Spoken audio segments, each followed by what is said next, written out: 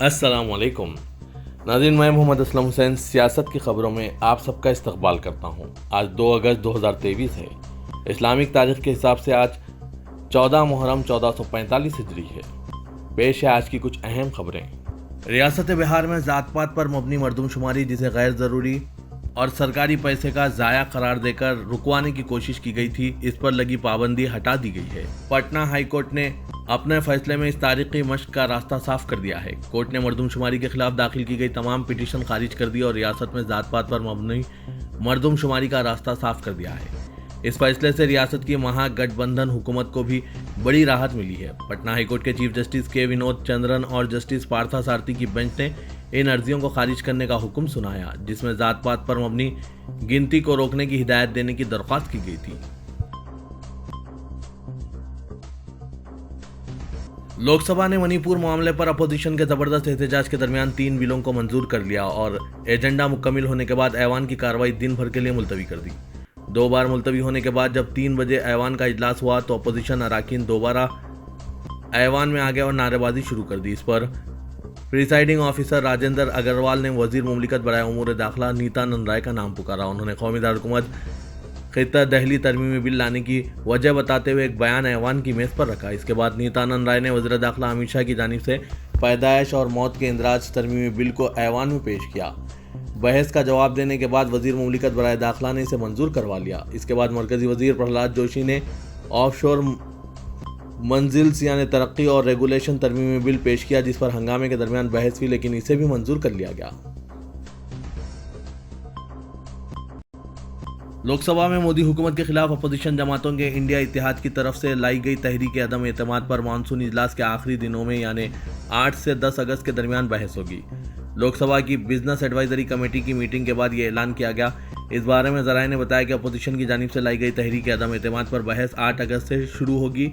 9 अगस्त को अरकान लोकसभा पूरा दिन इस पर बहस करेंगे और 10 अगस्त को वज़ीर आज़म नरेंद्र मोदी बहस का बाकायदा जवाब देंगे। मणिपुर में जारी तशद्दुद के मामले पर सुप्रीम कोर्ट में मंगल को लगातार दूसरे दिन समाअत हुई, लेकिन इस दिन भी सुप्रीम कोर्ट का रवैया रियासती और मरकजी हुकूमत दोनों के तय इंतहाई सख्त रहा, जिसकी वजह से सरकारी वकील तुषार मेहता मुसलसिल सवालों की जद पर रहे। चीफ जस्टिस DY चंद्रचूड़ ने समाअत के दौरान मुकामी पुलिस पर सवाल खड़े किए और कहा कि मणिपुर में जारी वाक़यात पर FIR दर्ज करने में काफ़ी ताख़ीर क्यों हो रही है, बल्कि दीगर कई मामलात में ये बात खुलकर सामने आ रही है। उन्होंने ये भी कहा कि रियासत में हालात पूरी तरह से बेकाबू हैं और वहाँ कानून का राज नहीं है, जिसके बाद सुप्रीम कोर्ट ने मणिपुर के डायरेक्टर जनरल ऑफ पुलिस को 7 अगस्त को अदालत में हाजिर होने की हिदायत दी है।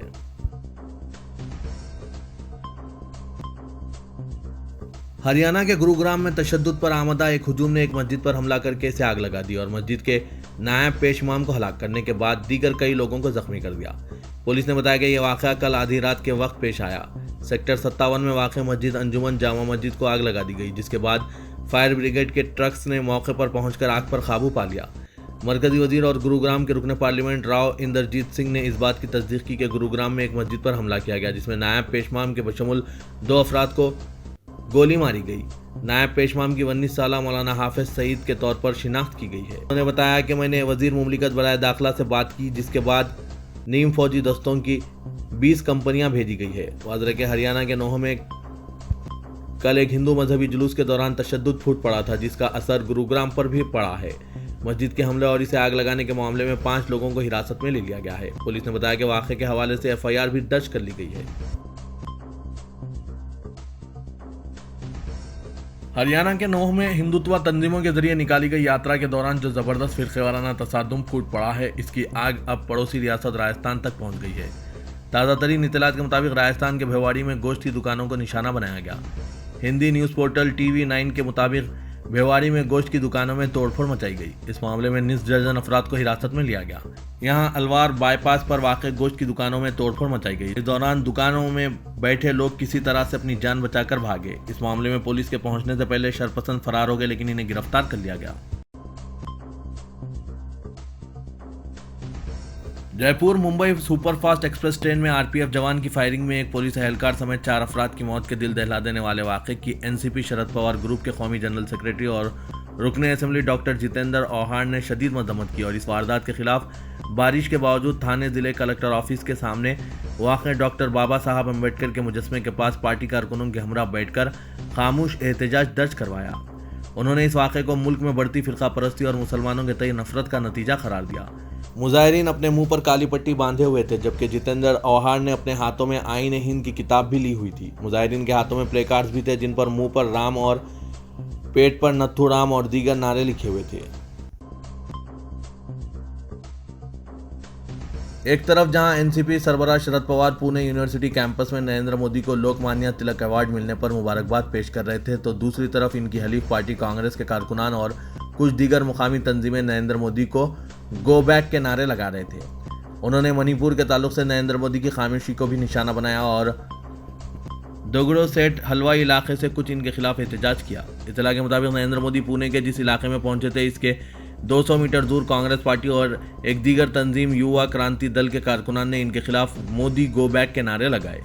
ये मुजाहिरीन नारों की शक्ल में सवाल खड़े कर रहे थे, आप प्राइम मिनिस्टर हैं या क्राइम मिनिस्टर। इनका इल्जाम था कि एक तरफ जहां मणिपुर जल रहा है, तो दूसरी तरफ नरेंद्र मोदी यहां अवार्ड लेने आए हैं।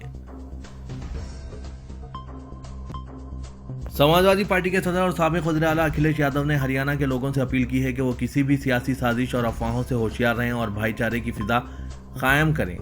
इनका कहना है कि तारीखी तौर पर हरियाणा अमन और हम आहंगी के लिए जाना जाता है। अमन पसंद अवाम मुल्क को तशद्दुद की तरफ ढकेलकर सियासी फायदे हासिल करने वालों के अज़ाइम को कभी कामयाब नहीं होने देंगे।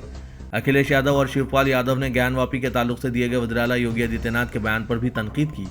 अखिलेश ने हरियाणा रियासत की सूरत-ए-हाल पर तशवीश का इजहार करते हुए कहा कि मणिपुर के बाद हरियाणा का तशद्दुद डबल इंजन हुकूमत की नाकामी की एक और मिसाल है।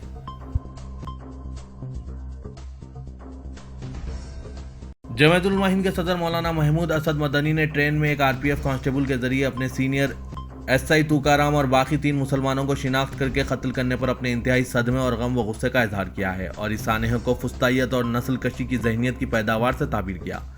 मौलाना मदनी ने इस सिलसिले में मुल्क के वज़ीर दाखिला को एक मकतूब अरसाल किया है और वाक़े की नवियत और इसकी संगीनी की तरफ तवज्जो मबज़ूल कराई है। मौलाना मदनी ने अपने मकतूब में कहा है कि ये कोई अलग थलग कार्रवाई नहीं है, बल्कि सालों से जारी नफरती मुहिम का नतीजा है, जिसमें मुल्क के बरसर इक़्तिदार सियासी पार्टी के रहनुमा, यहाँ तक के वज़राए आला और मरकज़ी सरकार के अहम वज़रा और टीवी मीडिया यकसां तौर पर शामिल हैं। इन सबों ने मिलकर मुल्क में जो नफरत का बीज बोया है, आज मुल्क के बेकसूर अवाम जान देकर भुगत रहे हैं। नाज़रीन, मौलाना की बात पर आपकी क्या राय है, कमेंट के जरिए ज़रूर बताइएगा।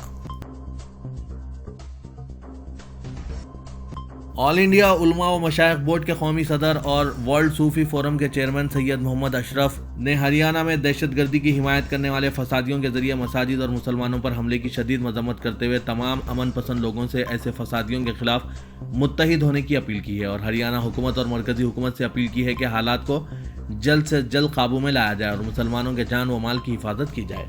उन्होंने कहा कि जैसे जैसे लोकसभा इंतखाबात करीब आ रहे हैं, फसादी अनासिर जो नज़रियाती दहशतगर्द हैं, उन्होंने अपना काम शुरू कर दिया है। मुल्क को एक ऐसी आग में झोंकने की कोशिश की जा रही है जिससे कोई नहीं बचने वाला है, क्योंकि जुल्म हद से बढ़ेगा तो कोई भी भारी तबाही को नहीं रोक सकेगा। महज मामूली फ़ायदे के लिए मुल्क के अमन और खुशहाली को आग में झोंकने की कोशिश करने वाले कभी भी मुहिब्बे वतन नहीं हो सकते। जिस तरह मणिपुर में एक मखसूस कम्युनिटी के खिलाफ तशद्दुद हुआ और रियासती हुकूमत की पूरी मिशनरी इन दहशतगर्दों के सामने सिर्फ खामोश तमाशाई नहीं बनी रही, बल्कि कहीं कहीं इन दहशतगर्दों की हिमायत करती हुई भी नजर आई। इसी तरह के मनाजिर हरियाणा में भी देखे जा रहे हैं। रियासती हुकूमत तमाशा देख रही है और कुछ ही फासले पर दहली अभी भी खामोश है। मुल्क में नफरत को इस तरह बोया जा रहा है कि अफवाज के एहलकार अपनी सर्विस गन से लोगों को मार रहे हैं। पालघर में चलती ट्रेन में एक दहशतगर्द के जरिए कत्लेआम इसकी नज़ीर है। अगर ऐसे लोग किसी फसाद वाली जगह पर होंगे तो क्या करेंगे, ये तशवीशनाक है। इस पूरे निज़ाम पर लोगों का एतमाद मुतज़लज़िल हो जाएगा और इसके नतायज सब जानते हैं।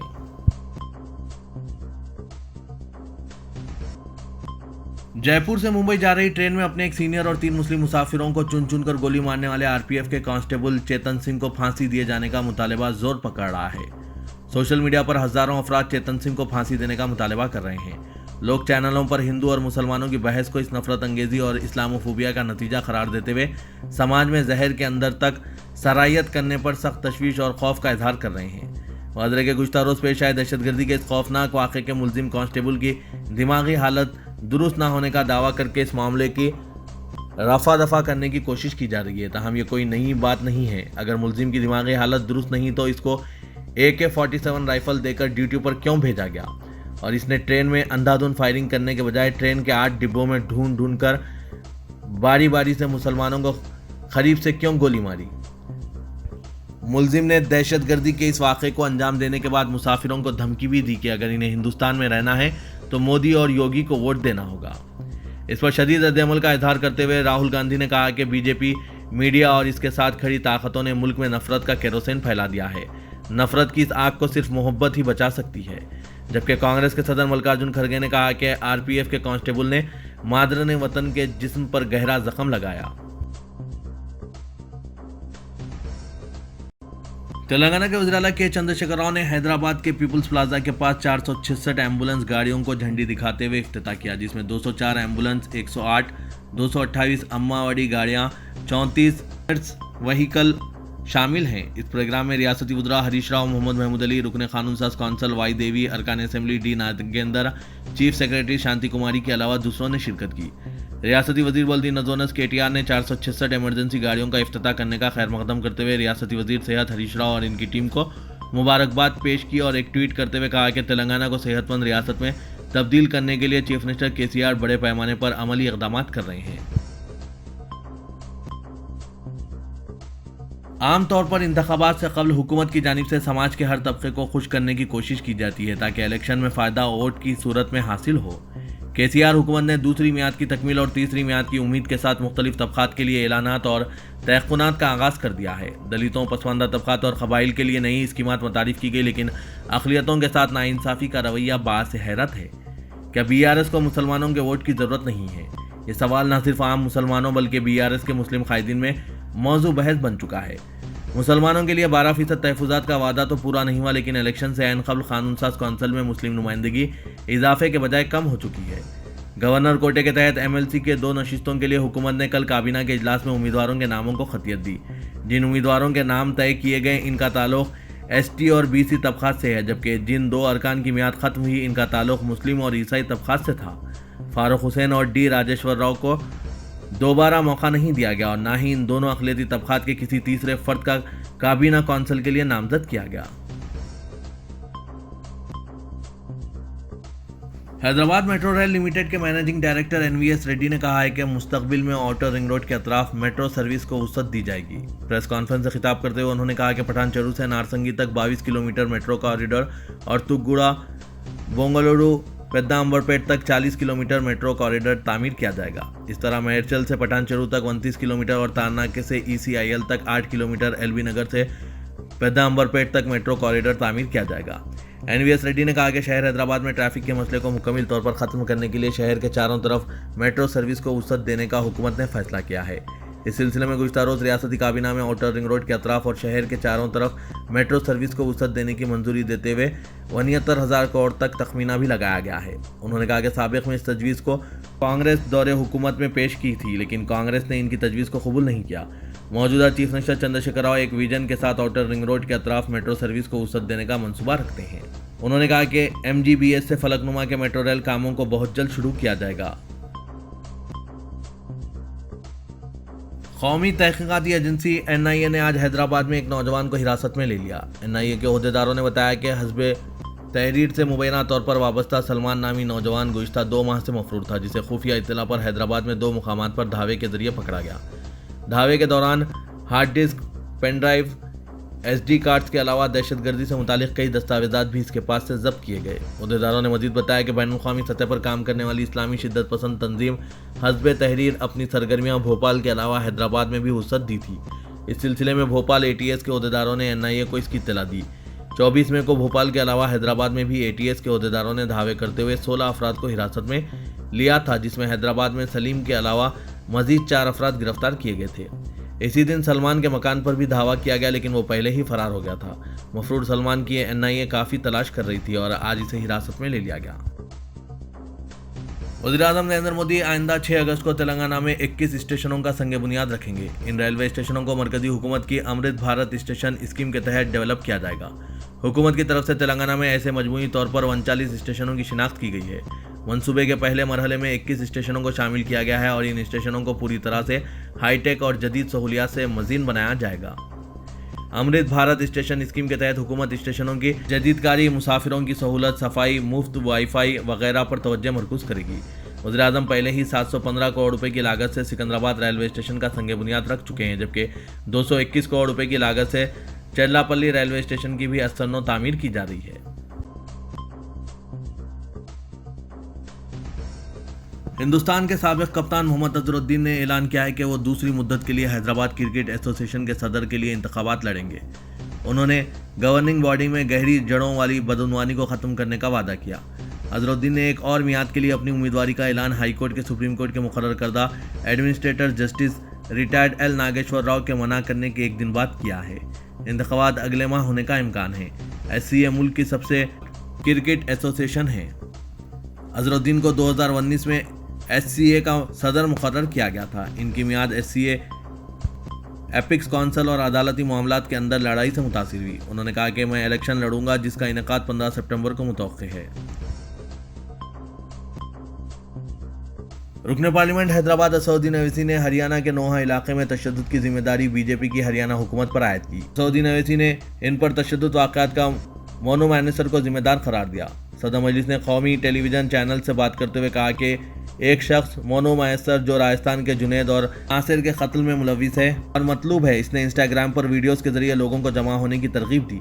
जब इस मतलूब शख्स ने वीडियो पोस्ट की तो हुकूमत को चाहिए था कि वो साजिश और मंसूबे को बेनकाब करते। के बरअक्स हुकूमत ने न सिर्फ हुजूम को जमा होने की इजाजत दी बल्कि जमा होने के बाद हुकूमत ने हुजूम को कंट्रोल ही नहीं किया। इसके नतीजे में जो तशद्दुद पेश आया वो इस तशद्दुद की सख्त मजम्मत करते हैं। ये हुकूमत की सरासर नाकामी है।